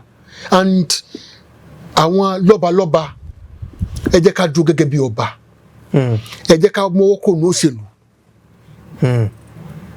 sẹ́rí tí àwọn ọba bá dúró bó ṣe wọ̀ láti dáadáa tí wọn ò lọ nílọ political affiliation pẹ̀lú ẹgbẹ́ kankan ìmọ̀ ẹ̀rí pé láyé ìgbà yẹn wọn ò bí ọdá because ibi tó sá lọ ibẹ̀ gáwọn sọ fún ọ pé ọmọ alágbọ́já ni bẹ́ẹ̀ni àwọn táwọn sọ yìí nìsín ara wọn náà àjọ ń jà àjọ ń sùn náà ni náà so kì í ṣe gbogbo nǹkan náà ni ìjọba àwa gangan wọn ní ẹnìkan ní if you see something say something but we are seeing a lot of things we are not saying anything so until tá a bá ń rí tá a bá ń sọ àdúgbò wa ní ìsìn ẹ jẹ́ kí n fi tèmi ṣe example èmi afẹ́sọ̀ ọ̀dọ̀ mi ẹ̀ẹ̀mejì tí wọ́n yọ ni mẹ́jọ dẹ̀ ni wọ́n yọ lákọ̀ọ́kọ́ wọ́n yọ lọ́lẹ́kejì mo ní sálà tí wọ́n fi síbẹ̀ mọ́. iná fẹ́ǹsì àṣé àwọn dáàdì bọ́lá wọ́n kàn ṣe bẹ́ẹ̀ pé àwọn drum kádà wà wájú ilé ọ̀dọ̀ mi tá a máa ń dalẹ̀ sí. so ìgbà tó wáyá ní nǹkan ó ṣàpẹ́ díẹ̀ ni wọ́n bá rí ẹnìyẹn tó dúró mo tẹ̀ sọ fún wọn pé nígbà tí wọ́n bá ti rí ń bẹ̀ yẹn ẹ make sure pé wọ́n náà wọ́n rí tó dúró níbi bí wọ́n ti sáré pè mí nìyẹn fortunately mo wà around mo kàn drive in ta ni ó ní dáàdì bọ́lá kìnìún kan ìgbà tá wo kò ní uniform dáàdì bọ́lá wọ́n kàn fẹ́ bo orúkọ àwọn dáàdì bọ́lá jẹ́ ni ìgbà tá wo kìnìún àbábá oríṣiríṣi ẹnìṣọ́ police station nítorí pé èmi ti alátàwọn aládùúgbò ìgbà tí wọ́n rí wọ́n sọ táwọn aládùúgbò tó yẹ kó bó ṣe rí wọn ò bá sọ. àbí tẹ́yìn fúnra yín pẹ̀lú tẹ́ ẹ̀ bá ti sọ fún aládùúgbò lẹ́ pé tó ẹnikẹ́ni tẹ́ ẹ bá rí o ẹ mú. àkọ́kọ́ tí wọ́n jí mẹ́jẹ̀ẹ̀jọ yẹn ẹ̀mẹ́yẹ tí wọ́n ń tà ó tẹ̀ tí pẹ́ tá ti ra ń gbà yẹn ìgbà tí mo ra lẹ́lẹ́kejì ẹ gbọ́dọ̀ gbọ́ iye tí mo ra ìgbà tó ti ra lẹ́lẹ́kejì mo ní ìtì ẹ̀wùlẹ̀ ìran kankan kí wọ́n filẹ̀ bó ṣe wà nítorí the money is too expensive fún láti rà so tá a bá rí àjọ ń jẹ àjọ ń sùn ni ọmọ tó lọ látàárọ̀ tó dé tẹ̀rí àwọn kan tó string dọ́dọ̀ ẹ̀ ó yẹ ká bi léèrè gẹ́gẹ́ bí òbí ẹni tí ń rìn bàṣàbàṣà ládùúgbò àkọ́kọ́ ẹni tó ti àkọ́ èkejì ẹni tó ti ó yẹ kẹ́ béèrè ó yẹ kẹ́ make enquiries nípa ẹ̀ so until tí a bá lè ran àwọn securities yìí lọ officials yìí lọ́wọ́ tábà ń fún information tó jẹ́ new tí ṣe information tí yóò tún fi tún dá wàhálà lẹ̀ láàrin òru but àwọn aráàlú gangan tẹ́bọ́rí àwọn tí wọ́n mú ẹ̀rí eléyìí ó fẹ́ lọ supply àwọn Boko Haram lóúnjẹ ó fẹ́ lọ supply wọn ní petrol níbo wọ́n ti ń connect níbo wọ́n ti ń rówó tó so ara wa náà ni tá a bá ní change of mindset gangan kò lè changes kankan because no change of mindset lẹ́mọ̀ ọ̀kẹ́ àti mo fẹ́ dánwò yìí ǹjẹ́ n tó dáa ni mo fẹ́ kó 100 billion jẹ́ èmi nìkan 100 billion eléyìí ò tí jẹun eléyìí ò tí jẹun family eléyìí ò tí jẹun kò yẹ kí n ṣe nǹkan báyìí so ti mindset the change ìjọ kìíní àná ẹ jẹ́ kó begin pẹ̀lú wa tó bá ti bẹ̀rẹ̀ pẹ̀lú wa gbogbo tá à ń sọ easily ni everything all fall into place so security or no security ìjọba ń gbìyànjú níwọ̀nba tí wọ́n wo etí ìjọba ń ná lórí security now àbá but a lè sọ pé bóyá kò tí ì yọ àwọn kòkòrò dẹ̀ ti ń feel the positive impact lórí security yìí kò dàbí ti tẹ́lẹ̀ mọ́ kò rápá ti tẹ́lẹ̀ mọ́ and ìjọba dẹ̀ ní àṣì ń rọ̀ wọ́n pé they can still do better wọ́n lè ṣe ju bó ṣe wà lọ mo sì gbàgbọ́ pé ẹni tí Ọlọ́run yàn fún wa gẹ́gẹ́ bí ààrẹ ìyẹn Aṣíwájú Bọ́lá Ahmed Tinubu mo mọ̀ pé yóò ṣàṣeyọrí ní nílà yẹn náà agbára lọ. àwa náà sàmí mo sì mọ̀ pé ọmọ Nàìjíríà tí wọ́n ń gbọ́ wa àwọn pẹ̀lú náà ń sàmí torí wípé gbọmọgbọmọ àwọn agbésùmọ̀mí gbọmọgbọmọ àwọn ajínigbé gbọmọgbọmọ àwọn adaranjẹ oríṣiríṣi bẹ́ẹ̀ tó ń lọ nípa ìṣekúpani ìṣekọlù ó ń pọ̀ ó sì ń fojoojúmọ́ bá àwọn èèyàn lọ́kàn jẹ́ ó ń fojoojúmọ́ bọ̀ pọ̀ wa gan lọ́kàn jẹ́ torí tẹ́ ẹ bá máa ń wò gẹ́gẹ́ bí àwa tá à ń ṣiṣẹ́ yìí kò sí gbà kan ó fẹ́ lójú ọjọ́ nínú ìròyìn tá à ní gbé wípé tó wọ́n pààyàn bíi kinní kan níbí wọ́n pààyàn nǹkan kan ní ó jẹ́ nǹkan tí ìbádùn mọ́ wá jù táwọn ọmọ Nàìjíríà ìbá sì dunnú jù tíjọba ìbá lè ṣàṣeyọrí lórí ètò ààbò ó jẹ́ nǹkan tí ìbádùn mọ́ gbogbo ọmọ Nàìjíríà jù ẹ jẹ́ ká wá yí rẹ̀ wò báyìí láìpẹ́ yìí àwọn kan bẹ̀rẹ̀ sí ní gbé nǹkan kan sórí agbágbé nípa ọ̀nà kan oní kìlómítà tí ò fẹ́ ló ń kà tí ẹ sọ wípé ẹ fẹ́ sí ẹ bá ṣe bíi 30 kìlómítà ẹ bá ṣe níwọ̀n nú ẹ̀ lọ́ba di tí jórí agbágbé ọgbádùn mọ́ ẹ ti wo ń tà ṣe o ẹ ti wo ń tà ṣe o ó ṣe rí bẹ́ẹ̀. kò sí bó ṣe ní rí bẹ́ẹ̀ tẹ́nìkan bá ṣe tẹ́nìkan ò ṣe rí definitely yóò polongo ara ẹ pé wo tí mo ṣe. Yes. Nínú nǹkan tó pọ̀ tó bá ń tó yẹ kẹ́ ẹ ṣe tẹ́ ẹ wá ṣe ìdá kékeré nù ẹ̀ tẹ́ wá sọ pé tó ẹ̀ẹ́dì ń dá ṣe ni ẹ̀ẹ́dì ń dá ṣe. Àwọn kan for about 20-30 years ago àwọn kan wọ́n ti wà bẹ́ẹ̀ tí wọ́n ronú rẹ̀ tíṣẹ́ dẹ̀ ń lọ tíṣẹ́ ò dá dúró. So ẹ mọ̀ túmọ̀ díẹ̀ ibi tí wọ́n bá dé tó commission yẹn pé hope yín ta ni a renew àti renew ẹ o ibi tá a bá dé ni à ń continue. Ẹ jẹ́ ká wo in the next 1 year ká wo ibi tíṣẹ́ yẹn ó dé. Because tó o bá commission yẹn ariwo yẹn àwọn ọ̀pọ̀lọpọ̀ ọmọ kéèké báyìí ló ń lọ ẹ wá mọ àwọn states tí kìíní yẹn connect so you can ẹ lè kó lẹ́kọ̀ọ́ in about 6 hours ẹ ti lọ bí tẹ́ lọ and ẹ wọ ọ̀nà yẹn dẹ̀ ni kì í ṣe ọ̀nà àwọn sojúròrò tí wọ́n kàn ṣe concrete job ni kò sí heavy lane trucks tó fẹ́ gbégbà tí ò lè kó ohun tó fẹ́ kó. It connects states, it connects towns, which was conceived about 30-something years ago. So bí wọ́n ṣe commission ó fi create awareness yẹn ni pé renew hope tí mo sọ fún yín kìíní àná sẹ́ renew hope ó ti wà lórí rẹ̀. So mo appreciate federal government pé ọwọ́ díẹ̀ tí wọ́n ṣe àwọn ilé fún different meaning mo èmi like bó ṣe commission yẹn. Bẹ́ẹ̀ náà ni ìgbà tí a ṣe ọ̀nà caretaker Bowen teaching hospital tí wọ́n reconstruct yẹn wọ́n ní àwọn kan ní wọ́n ní flag off èmi wọ́n bí wọ́n rẹ̀ òyìnbó wo làbá wa lò kún yàrá lóyìnbó tàbá lò flag off ni because expansion ni ọ̀nà yẹn tẹ́bà ti gbọ̀nà yẹn láti gbọ́ bí 20 years ago tẹ́bà gbàgbẹ́ ní ìsìn ẹ̀rọ bóyá ọ̀nà tuntun ni so that is just it it's creating the awareness pé renew hope tí mo promise mi ò dash hope yín. That's the way bẹ́ẹ̀ mi ṣe túmọ̀ ẹ̀ nìyẹn. So Aṣíwájú Bọ́lá Ahmed Tinubu is right about it. The process yẹn dẹ̀ ni minister náà dẹ̀ sọ is transparent. And tẹ́wọ́n dẹ̀ lọ gbogbo àwọn south west south kó lójú ibi tí wọn ò ti touch infrastructure wise tí wọn ò ti touch. Communication náà Bọ̀sún Tìjání òun náà is also there doing òun ṣe wọ̀nba tí tóun náà lè ṣe. Ètò kọ́ àwọn èèyàn pàtàkì jù lọ́rọ̀ iná.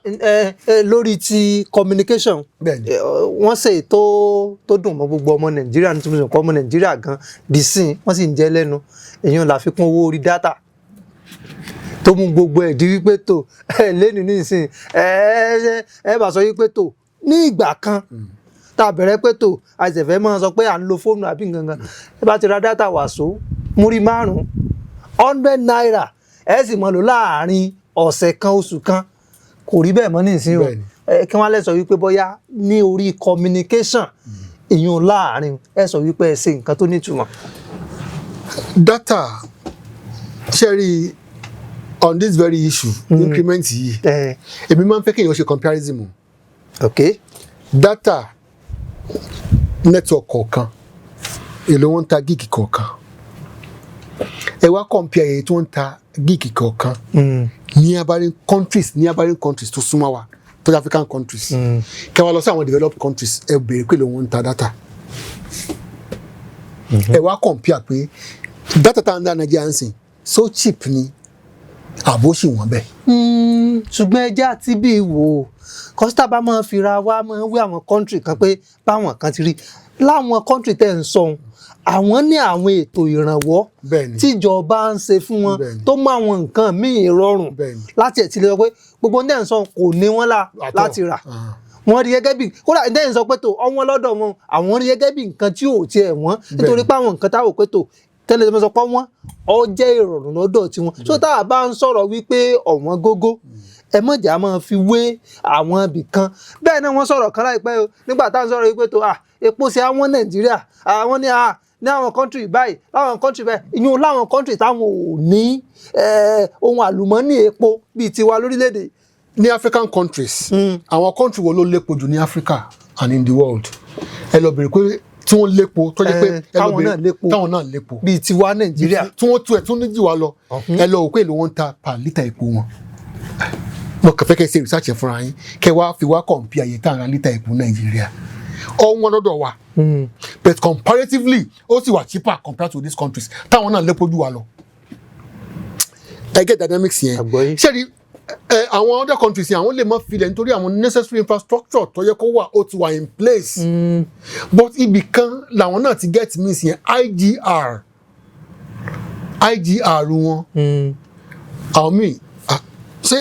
US kan ni wọ́n borrow ṣé about $250 million again láti fi ṣe one or two things táwọn náà yá so àwọn náà ń ṣe borrowing pẹ̀lú IGR little things báyìí làwọn náà fi so federal government lè decide pé okay nǹkan báyìí táwọn rà níye báyìí 1,000 ní fàpẹẹrẹ tábà ní àfọwọ́ yìí kún okay 500 là ń rà ṣùgbọ́n tábà ní àtà ní 700 ó yẹ ká lè rówó díẹ̀ tá a fi ṣe nǹkan tí ó fi dùn mọ́ àwọn aráàlú 700 tá a wá sọ yìí nìsín ẹ̀gbọ́n náà tábà wá wò pé 700 yìí ẹ jẹ́ ká compare mọ́ àwọn tí wọ́n jájọ ní nǹkan kan náà tàbí tí wọ́n ní jù wá lọ sí iye táwọn náà ń tà nù. I don't think there's anything bad. Ṣẹ́rí accumulate owó kọ́ ni issue but owó táwọn accumulate yẹn kí là ń fi ń ṣe táwọn tó lè trust government pé àìsí trust ní àwọn government tá à ń ti ní ni n fi ń káwa lọ́yà sókè pé ìjákulẹ̀ ń wà ní tó ń ṣẹlẹ̀ náà gbogbo àwọn ètò àfọkàn sí lóní olónìí ìdàkókò tá a wà yìí kò sì sí gbàgbọ́ kankan táwọn kan nínú pétò ìjọba kankan mọ́. bẹ́ẹ̀ni until ìgbà tí Aṣíwájú Bọ́lá Ahmed Tinubu bá kọ́kọ́ parí first term in the next 4 years nsìn àwọn yẹn wà wọ pé Ọlọ́run ọmọ ní kí bàbá yìí wá o. ẹ wá o ẹ sọ wípé tí wọ́n bá parí first tenure 4 years ni náà ló yẹ kí n sọ pé government continuum ni 4 years ni the first 4 years nísìn kẹ́tọ́ lọ judge any government the first 3 years ẹ kọ́ fi judge government ẹ kọ́ lo the first 3 years ẹ fi compare àwọn previous government the first 3 years wọn ẹ wo difference tá bá wo the first 4 years Aṣíwájú Bọ́lá Ahmed Tinubu sí tá fi compare 8 years government mi ẹ fẹ́ wò pé ta ló ní káwọn ilé ìwà rú wa Nàìjíríà but government you don't need to blame anybody báwọn ṣe fẹ́ ṣe orí ọ̀fẹ́ ni get ẹ̀sìn so bóun náà ṣe débẹ̀ àwọn corrections mistakes tó wọ́ bá ń lẹ̀ tí ò ní lè sọ fún anybody tó yẹ kí ìsonú ẹ̀kú ni kó go ahead kó tè fix àwọn nǹkan ti bàjẹ́. ọ̀dà ṣé the first 4 years tẹ̀ ń sọ ń parẹ́ ni pé àjẹ́ wípé ká tó máa retí ìjọba ẹlẹ́ẹ̀kejì Bọ́lá Ahmed Tinubu. Aṣáájú Bọ́lá Ahmed Tinubu àdúrà kan ṣoṣo tẹ̀mí ká ń gbà fún ọ ni pé kọ́nà fún ọ ní àlàáfíà tó péye àtẹ̀mí gígùn. Ta ló fẹ́ contest against Aṣáájú Bọ́lá Ahmed Tinubu èmi ò tí ì rí èmi ò tí ì rí. inú àwọn tó wà Nàìjíríà lọ́wọ́lọ́wọ́. àwọn wo. aráalé. reason tẹ́mi fi ní mi ò tí ì rí ni pé coalition tó yẹ kó ti collapse kó tó come together. àwọn tí wọ́n kóra wọn jọ kì í ṣe pé wọ́n kóra wọn jọ pé a fẹ́ wá ṣèjọba fún ìdùnnú àwọn ọmọ Nàìjíríà wọ́n kàn fẹ́ pé àkàṣà fẹ́ gbàjọba lọ́wọ́ rẹ̀. Is he doing the right thing? ọ̀pọ̀lọpọ̀ wọn ìjẹ wọn ó ti gbàjẹ́ lẹ́nu àlómi ìwà tó yẹ kó ní companies about 8-10 tí wọ́n san tax láti ẹjọ́ yìí tí ó débẹ̀ tí Tinubu Buhari débẹ̀ tó ní ọgbọ́dọ̀ san tax tí Tinubu náà débẹ̀ tó ní pé ó san tax o sẹ́yìn yàn láìkè lẹ́yìn àbí ẹni tí ń sunkún torí appointment ẹni tí ń sunkún pé òun fún appointment gẹ́gẹ́ bí minister tí ń sunkún bí ọmọ 2 years wọ́n gba bẹ́ẹ̀dì lọ́wọ́ rẹ̀ ṣe àyínà emergency so wọ́n kóra àwọn tó kóra wọn ní coalition yẹn ẹ̀dá kọta ni. Is it Atiku Abubakar? Now, ẹ jẹ́ ká wá antecedent Atiku Abubakar. His Excellency Atiku Abubakar, ẹ jẹ́ ká wá antecedent wọn now. Nígbà tó fi jẹ́ vice president, àsìkò tí strike wà ní Nàìjíríà, time yẹn ni wọ́n build the university wọn, British American University, and it's the most expensive. Now, tọ́wọ́n ní à ń sọ̀rọ̀ introduction of Ghana must go. Tabaka ìwé tí Ọbásanjọ́ kọ My Watch, ẹ lọ kọ is it page 42? Ọbásanjọ́ describe Atiku up to now Atiku ò tí ì bọ́ta láti wá defend nǹkan tí Ọbásanjọ́ sọ. So irú ẹ̀yìn yẹn àwọn national assets wa ẹ̀rí bó ṣe commercialize ẹ̀ nígbà yẹn ẹ lọ sí what do you call it Dakota Steel Nipos a lot of things like that bó ṣe commercialize ẹ̀ nígbà yẹn selling it to their colleagues at what rate. So you are expect pé àbí Peter Obi LB tó yẹ pé for the whole 8 years tó fi rule Anambra State the only achievement the only infrastructure tó ṣe nígbà yẹn was commissioning of what do you call it brewery tó dà bá ti owó state láti lọ fi ṣe kíní ọdún. tẹ́ bá wọn sọ pé kò sẹ́ni tí tó lè bá Tinubu ta kan. wọ́n jáde ẹgẹ́ lójú kẹgbẹ́. ẹ ń sọ̀rọ̀ pé Atiku ẹ ń sọ pé Ghana must go. bẹ́ẹ̀ni. àwọn èèyàn ń sọ Tinubu náà pé bulovan ni o. bulovan. wọ́n ní bulovan bàbá náà fi ń kó. kí ni kàn máa fẹ́ sọ fún mi ṣé tí mo ṣe wáyé nísìnyí mo lè request fún bulovan ní bank. ẹ lọ wádìí. yes. Yes pé mo fẹ́ lọ bulovan. pé mo fẹ́ gbowó kan mo fẹ́ fi kówó. Mo ní nìkan látọ̀dọ̀ wọn kó bá mi kówó ìwà pẹ̀lú billion van. It's not until tíyẹn bá rí billions lèyẹn lè request for billion van now. Ẹ wo banking rules is there. A ní bank managers lọ́ọ̀dẹ̀ àní wọn ní managers. So táwọn àbá tí wọ́n rí billion van. So what are you now saying ọ̀gá mi? Nígbà tá à ń sọ̀rọ̀ wípé tó ẹnìkan fi Ghana must go kó tá à ń sọ̀rọ̀ pé ẹnìkan fi odidi mọ́tò billion van ní fi ń kówó wọlé ní fi ń kówó jáde. Ẹ mọ̀jà ti bẹ̀ wò ká sọ pé ká torí sọ pé tó kò lè bá Ààrẹ Bọ́lá Ahmed fi gbàgbàgà. èmi gan lè contest against Bọ́lá Ahmed Tinubu. nǹkan tí mo ń sọ nísìnyí ni pé kì í sí kí wọ́n ní contest èmi lè contest against Bọ́lá Ahmed Tinubu. Yes mo lè contest against bẹ́ẹ̀ ní wọlé ìlé náà the same thing Atiku contest wọn ò lè ná Obi contest wọn ò lè ná. àwọn ajá wò tó bá jẹ́ pé coalition yẹn bá wa ṣiṣẹ́. coalition ò ṣiṣẹ́ tó jẹ́ wípé Obi àti Atiku àtàwọn míì tó jẹ́ pé wọ́n jẹ́ kànrìnkànrìn nínú ẹgbẹ́ òṣèlú mi bíi Kwankwaso àti bẹ́ẹ̀ bẹ́ẹ̀ lọ ni wọ́n dà pọ̀ láti dúró dẹyọ kan. Ẹ lérò pé kíní yìí ò lè fi. No. Nothing good comes easy. I expect pé yóò ní àṣáájú yóò kàn pé kò ní feeling pé there's a party tó ń contest against ẹ̀. Yóò ní feeling but the assurance ni pé kò sí bí wọ́n ṣe fẹ́ ṣe because the coalition yẹn coming together of confused minds ni desperados tó ní any good minds fún Nigerians. Okay, now ẹ jẹ́ ká wọ antecedent kí ni achievement mọ́sọ́lẹ̀ kí ni achievement Excellency Atiku. El-Rufai was the governor of Kaduna State. Then 2 years Uba Sani. If you compare 8 years Malam El-Rufai, owó tó yá from available source, owó tó yá tó program ẹ̀ pé àsìkò Uba Sani wọ́n bẹ̀rẹ̀ sí Kaduna Assembly wọ́n sọ wọ́n ẹ̀ because ìgbà táwọn bá ti san salary tán táwọn bá ti san loan tán tí El-Rufai gbà kò sówó kankan mọ́. And àwọn ọ̀nà wo ni wọ́n ṣe àwọn construction gbogbo ọ̀nà yẹn náà tí wọ́n ní ẹgbàá lóun lé lórí náà incomplete ni until ìgbà tí Aṣíwájú Bọ́lá Ahmed Tinubu bó ṣe intervene pé ọ̀dà ìwọ máa gbà. Kèé dẹ̀ ṣe Kaduna State nìkan bó ṣe fún àwọn other states náà nìyẹn if you need help láti make sure pé things are run. Ẹ lọ Kaduna nìsín. So ṣé àwọn yẹn is it this type of people that are coming together to fight somebody that has introduced a lot of things before kó tó di president of Nigeria? Aṣíwájú Bọ́lá Ahmed Tinubu as the governor of Lagos State ìgbà tó bá Ọbásanjọ́ gba gbogbo state tó tàn wọ́n ní under aid ńgbà yẹn one man standing ní òun nìkan ni Ọlọ́run lò tó dúró and look at what happened. Independent power plants Lagos State lọ start ẹ. Look at Dangote say we have the largest refinery in Lagos State ló wà. The IGR of Lagos State alone ìyẹn nígbà ìṣèjọba Bọ́lá Ahmed Tinubu gẹ́gẹ́ bí gómìnà ìpínlẹ̀ Èkó. Program ni n táwọn pè ní continuum ni program tó design lẹ̀ wọ́n continue and Lagos is not the same. Lagos is improving every blessed day. Ẹ wo road transportation in Lagos by modal ni. You can come by air, you come by rail, you interconnectivity wa. Ẹ dẹ́kun state ni. So it's about governance is about thinking outside the box. Ẹ ronú outside the box. Kí ni mo lè ṣe? You have the money. Ẹ náwó láti fi gbowó ni. Ẹ wá ìjìyà Lagos State. Bó ṣe ń gba ìjìyà.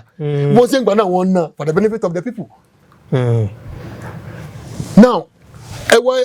independent power plant. Governor Ṣèyí Mákindé náà wọ́n ti ṣe gbá bí 30 kV or whatever. Wọ́n ti fẹ́ ṣe independent power plants. Ọlọ́run jẹ́ kó materialize ẹ̀. Ìntọ́ possible ni. Local government kọ̀ọ̀kan ní Ọ̀yọ́ state yìí sìn kò sí tó bad tábà ní commercialized farming each local government can have it. Tábà ní commercialized farm.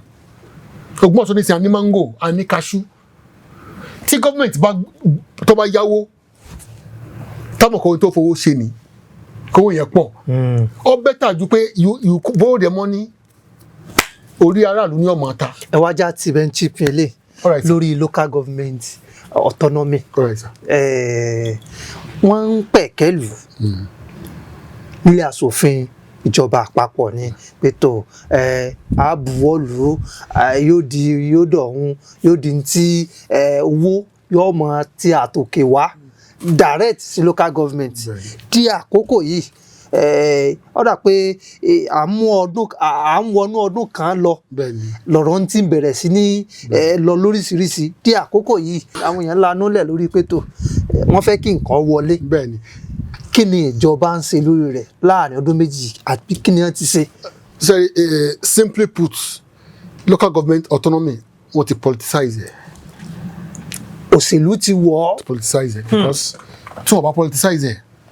kò sí tó bad. Ìgbà tí wọ́n request fún àwọn chairman pé kán submit account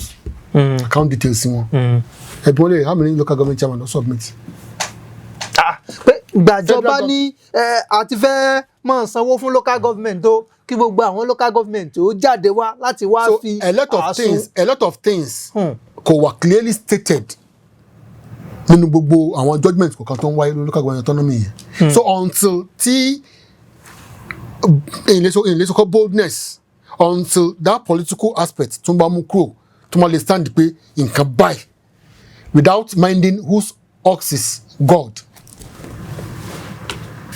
Ẹ̀wá jáwò àwọn wo ni wọ́n ti òṣèlú bọ̀ torí ìjọba tá à ń pè níjọba àpapọ̀ ìjọba àpapọ̀ la pè tó ju ẹnikẹ́ni ìjọba kíjọba tó wù kó wà nípínlẹ̀ ni o tàbí ìjọba àbílẹ̀ kí wọ́n láwọn tó dà pé bọ́yọ́ tó ààrẹ àbí tó dà pé bóyá ọ fẹ́ dàbí pé ó ń jókòó láre tàbí tí wọ́n lè yí ìpinnu táàrẹ sọ pé òun fẹ́ ṣe tí wọ́n lè yí padà tó bá ti jẹ́ pé nǹkan tí yóò dùn ọmọ Nàìjíríà náà cause tí autonomy local government bá ń lọ bó ti yẹ kó lọ àwa sì nígbàgbọ́ pé ó yẹ kí nǹkan orí bó ti ń rí dáadáa nígbà kan. síbẹ̀síbẹ̀ náà tẹ́ bá wà àwọn local government míì omi ṣiṣẹ́ bíi governor ni in some states tẹ́ bá wà àwọn state local government bí àwọn àpẹẹrẹ. ẹ wo ẹ jẹ́ ká mú Lagos state fún àpẹẹrẹ ẹ lọ sí àwọn local government àwọn infrastructure work tí wọ́n ṣe. tábà ń lo Lagos state tá ń lo ìpínlẹ̀ Èkó fún àpẹẹrẹ a mọ̀ wípé ọrọ̀ ajé bẹ̀rùn. náà náà sọ ní ìsìn pé bí orílẹ̀-èdè kan ni o. nǹkan tá à ń sọ ní ìsìn ni pé local government chairman governor Èkó orí tó mú wá kì í ṣe orí mẹ́jọ one head náà ni yóò jókòó yóò ronú pẹ̀lú àwọn think tank kí ni mo fẹ́ ṣe tí ó fẹ́ ṣe IGR fún mi Ọ̀yọ́ state sáì ní IGR ni ṣé sọ pé à ní natural resources lọ́yọ́ state ni local government kọ̀ọ̀kan so bí orí bá ṣe rí e máa ń tell much lórí àwọn followers tí a bá ní tí governor of the state can sit down pé nǹkan báyìí ẹ plan now kí ni àwọn resources tẹ ní local government yìí how báwo la ṣe fẹ́ develop it for the benefit of the people ẹ wo Ògbómọ̀ṣọ́ north nsìn ẹ wo Ògbómọ̀ṣọ́ north ẹ wo Sùúrùlérè ẹ wo Ògoolúwa we have cashew we have mango ẹ jókòó ẹ kí la fẹ́ ṣe these 3 local governments ẹ gba loan tẹ́ bá gba loan tó tówó tẹ́ bá fi ṣe necessary things tó yẹ kẹ́ ẹ ṣe ibẹ̀ ẹ need láti dara ẹ̀mí làmú rárá having companies there àkọ́kọ́ náà yóò improve the living standard of the people there infrastructure facilities ó wà ńbẹ̀ employment ó wà so ó depend bẹ́ẹ̀ bá ṣe lè ronú so if the governors and yóò lè rí pé local government kan kó bọ́ta kò tẹ́ ti ṣiṣẹ́ o kò sẹ́ tó ti boast pé òun ti ṣe 30 kilometers road for about 30 to 4 years now owó dẹ̀ ń wọlé local government chairman wo ló lè bọ́ta láti challenge the governor they cannot mo rántí his excellency our late hero Túnba Christopher Adébáyọ̀ Aláwakálà ìgbà tó fún wa ní local government chairman gómìnà ìpínlẹ̀ Ọ̀yọ́ nígbà kan ìgbà tó fún wa ní governor tó fún wa ní local government l'Ógbómọ̀ṣọ́ north wọ́n challenge Lamadesina nígbà yẹn náà wọ́n challenge wọn yes because they were different parties APP AD ni wọ́n challenge wọn now because tọ́ba challenge wọn tọ́ba ní facts you go to court and but ta ló lè fẹ́ challenge governor ẹ̀gbọ́n lè kó local government chairman èló ló lè sign the highest amount tó lè sign lọ́yọ̀ state ẹ̀gbọ́n lè rè ask them how much can they sign lọ́yọ̀ state and so local government autonomy tí ó bá ti gbówó ṣe ń wọlé tó politicization yẹn ni àtàdọ̀ àwọn governors tí ó bá tiẹ̀ tí sí affirmation from the federal government tó wó dẹ̀ ń wọlé ẹ̀yin efficient tó yẹ kẹ́ ẹ ṣe náà ẹgẹ́ tẹ́sí. níwọ̀n tí ń wọlé lákòókò náà ó tó ṣe nǹkan tábà sọ wípé bóyá autonomy yẹn náà wá tiẹ̀ wá padà dé tó ṣèlú bá wọ̀ ọ́ bígbà tí nǹkan kan wà náà ni ó rí ní tẹ́ ń gbìyànjú àti sọ. local government even structure wọn lẹ́ẹ̀fì mà. ẹ wá jẹ́ àwò ẹ mú nǹkan kan wá gẹ́gẹ́ bí àpẹẹrẹ nígbà gómìnà ìpínlẹ̀ Ọ̀yọ́ ńgbà kan nígbà tí wọ́n wà ní ipò alága tí Lamadesina táwọn sì wà ní ipò gómìnà ẹni ó dàbí dúkùú gbẹmí sí omi ò tó fẹ́ wà láti jáde sọ pé tó bóyá tẹ́ ń fún wa ò tó torí wípé wọ́n wà ní ẹgbẹ́ ọ̀tọ̀ọ̀tọ̀ tàbá kíyèsí ní local government káàkiri láwọn ìpínlẹ̀ káàkiri Nàìjíríà lónìí ó dàbí pé kò fẹ́ sí ní tó jọmọ́ bẹ́ẹ̀ nítorí pé àkànrílẹ̀ kan náà wípé ní ìpínlẹ̀ kan o gbogbo ẹgbẹ́ tó ń ṣe ìpínlẹ̀ lọ́wọ́lọ́wọ́ náà ni gbogbo ẹgbẹ́ tó wà ní local government káàkiri. ibi tí wọ́n ti ń clamor fún INEC láti conduct election local government nìyẹn because láyé ìgbà yẹn ẹ conduct election ẹgbẹ́ ilé yọ wọlé ẹgbẹ́ A yọ wọlé ẹgbẹ́ B yọ wọlé ẹgbẹ́ C yọ wọlé but now níwájú ilé former governor gan tí ọba wà very careful wọn ò ní fún ní wọn kọ gbogbo ẹni 0 ni ẹgẹ́ tẹ́ǹsìn so until tí INEC náà wọ́n sọ pé local government autonomy holistically wọ́n gbọ́dọ̀ examine election into local government chairmanship gangan àti other bá àwọn ó ṣe ṣe àmọ́ táwọn councillors ni wọ́n wà báyìí pé ọ̀nà báyìí kò dáa ẹ jẹ́ ká tó ṣe yọ submit ẹ̀ fún local government wọ́n ṣe meeting super for works director for works wọ́n jọ báwo la ṣe fẹ́ ṣe councillor nísìnyí lẹ́yìn kí salary òde kọ́ gbowó ẹbí mi lè pé iṣẹ́ òní councillor ṣe super for work super for agric super for health local government iṣẹ́ òní wọ́n ń ṣe lẹ́yìn kí salary òde kí wọ́n pè tàbí bóyá bí owó kankan jáde tùlù at the expense of the development of the town àti àwọn èèyàn wa àwọn èèyàn tó sì yẹ ká sọ̀rọ̀ àwọn aráàlú tó yẹ ká sọ̀rọ̀ pé nǹkan yóò gbọdọ̀ lọ bẹ́ẹ̀ tá bá sọ̀rọ̀ wọn ní opposition làwa. And àwọn elite tó wà láàrin wọn wọ́n mọ̀ pé tí wọ́n ṣe ọ̀dà but they cannot say it náà ibi tí wọ́n sọ pé the change must begin with us tá a bá change àwa gangan nothing will change wẹ́rẹ́wẹ́rẹ́ wọ́n mọ̀ tí lọ́dún mẹ́rin lọ and àwọn owó yìí dà ń wọlé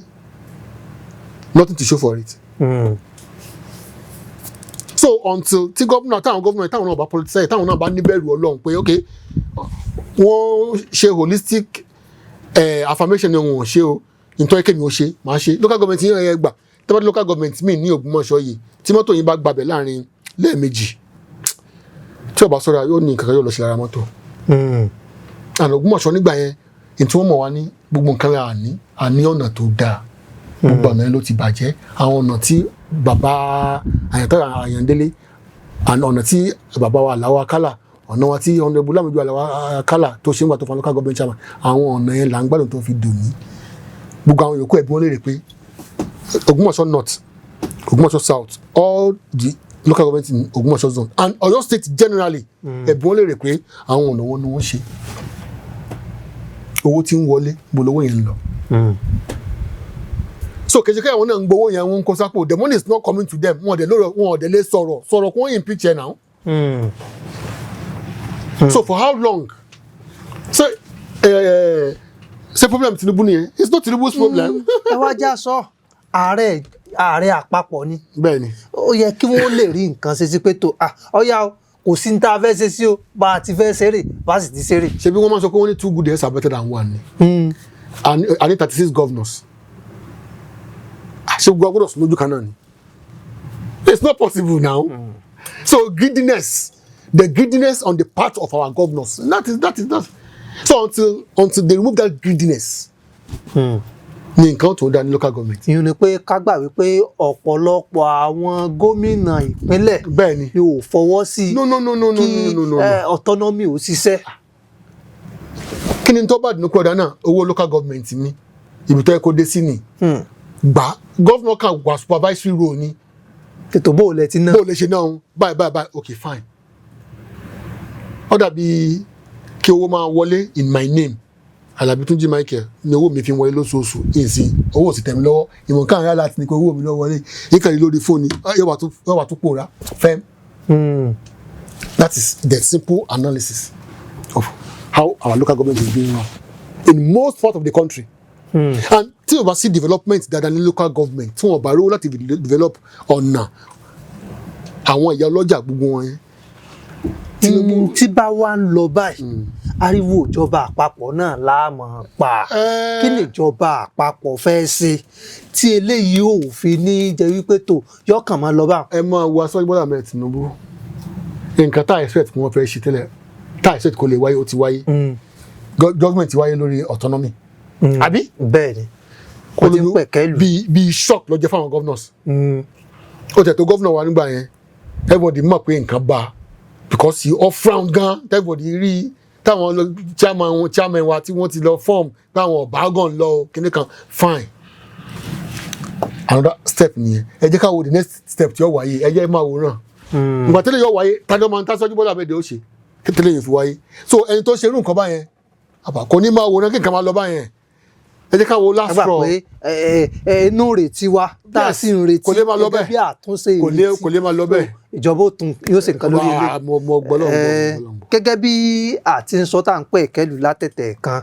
à ń yí rẹ̀ wò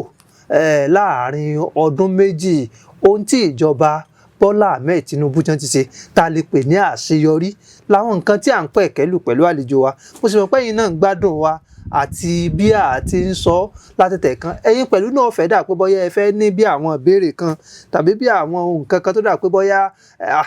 bóyá bí tá a sọ sí yìí o ẹ faramọ́ bẹ́ẹ̀ àbí lẹ́ẹ̀kan sí o àti ẹ fẹ́ gbúrò nǹkan tí ń jẹ́ ìjọba ìmọ̀ à ń rọ ìjọba Bọ́lá Ahmed Tinubu àti àwọn tí ọ̀rọ̀ ìbá kàn ọdún méjì tó sì tún kúnlẹ̀ ó dàbí oòrùn tí ó wà lókè ni tán sì sọ pé ó ṣe kíni ó tó aṣọ sá ó sì tó aṣọ gbẹ níbi tó bá kù sí à ń rọ ìjọba Bọ́lá Ahmed Tinubu láti bá wa sí kíni láti bá wa sí àtúnṣe rẹ̀ ẹ̀yin èèyàn wa tí ẹ̀ ń gbọ́ wa tẹ́ lórí ọ̀fẹ́ àti mọ̀ wò wá ibi tí a bá sọ sí tó dàbí pé ó kù díẹ̀ káàtó à ń rọ̀ yín láti pé kí ẹ bá wa fi ṣọwọ́ ní ìkànnì comment section ẹ jẹ́ kí a gbọ́ látẹnu tiyín náà bóyá bá a ti sọ bóyá orí bá kan bóyá bá a ti sọ bóyá bẹ́ẹ̀ lórí títí dọjọ́ mi tí a tún máa kó pàdé lórí Ẹgbẹ́yẹ̀wò tá tún máa yiri ọ̀rọ̀ míì yẹ̀wò àbí tá tún máa sọ pé à ń gbé àlejò míì wá lẹ́ẹ̀kan sí àlejò wa kí àwọn aráalé bákan náà kẹsì fún wọn ní ọ̀rọ̀ ìmọ̀ràn èyí táwọn náà lè rí múlò gẹ́gẹ́ bí ọmọ orílẹ̀-èdè Nàìjíríà. Mo kí gbogbo aráalé Nàìjíríà bí mo sọ ṣáájú ibi tá a wà tẹ́lẹ̀ kọ́ la wà ń sìn nítòótọ́ àti ìdèbí tá a ń lọ ṣùgbọ́n ìrètí ń bẹ pé ibi tí ó yẹ kí Nàìjíríà ó dé tí everybody tí ó fi gbádùn pé orílẹ̀-èdè mọ̀ wáyé à ń lọ díẹ̀ náà ló kù ẹ jẹ́ ká lọ fọkàn balẹ̀ ẹ jẹ́ ká mi kàn ká má mi kàn. so gẹ́gẹ́ bí ọ̀rọ̀ bàbá ká lọ fọkàn balẹ̀. ẹ jẹ́ kí change lọ́dọ̀ wa ìtawọ̀ náà bá ń ṣe táwọn kẹ́ni tí mo fẹ́ ṣe yìí ǹjẹ́ ò ní kó bá wa ní Nàìjíríà ẹ má jẹ́ ká dáwọ́ lé ẹ jẹ́ ká fọkàn balẹ̀ Nàìjíríà ń bọ̀ wá dáa orúkọ tèmi ní Alábí Túnjí Michael ATM. náà lẹ́tí gbọ́n Nàìjíríà ń bọ̀ wá sí kíni Nàìjíríà ń bọ̀ wá dáa tí a bá lè ṣe kíni tá a bá lè jọ fọwọ́sowọ́pọ̀ tá a káwọ́ ti ìjọba lẹ́yìn àwọn nǹkan tí ò yẹ káwa náà ṣe tí a ṣe àwọn nǹkan tó yẹ ká ṣe táwa náà ń ṣe lágbára lọ́wọ́ Ọlọ́run orílẹ̀-èdè yìí yóò dùn gbé yóò sì tu ẹnì kọ̀ọ̀kan wa lára ilé àtọ̀nà ẹnì kọ̀ọ̀kan wa kò ní bàjẹ́ o àní bọ́ sọ́wọ́ àwọn ajínigbé alọ́kólóńgíge Ọlọ́run Elédùmarè yóò máa fi ìṣọ́ rẹ̀ àti ààbò rẹ̀ yóò máa fi bò wá lẹ́ẹ̀kan sí ẹ kú kalẹ̀. My name is Aki Anabi. I'm a video director and TV producer of Akomolowe on African Magic. Keep watching Drive TV. olólùfẹ́ Drive TV àti gbogbo ẹ̀yin tí Fẹ́mi Sola ẹ máa wo Drive TV. Keep watching Drive TV. My name is Wole Agba. Taking this time out to tell you all that you keep watching Drive TV. What drive ẹ̀wọ̀n ní ògo ẹ̀? What drive ẹ̀wọ̀n fulfilment? What drive ẹ̀wọ̀n ní tó bá lọ? Ó ní iṣẹ́ rìn. Ibi ni kò máa wò Drive TV. Thank you. Chloe. Drive TV, driving you around the world.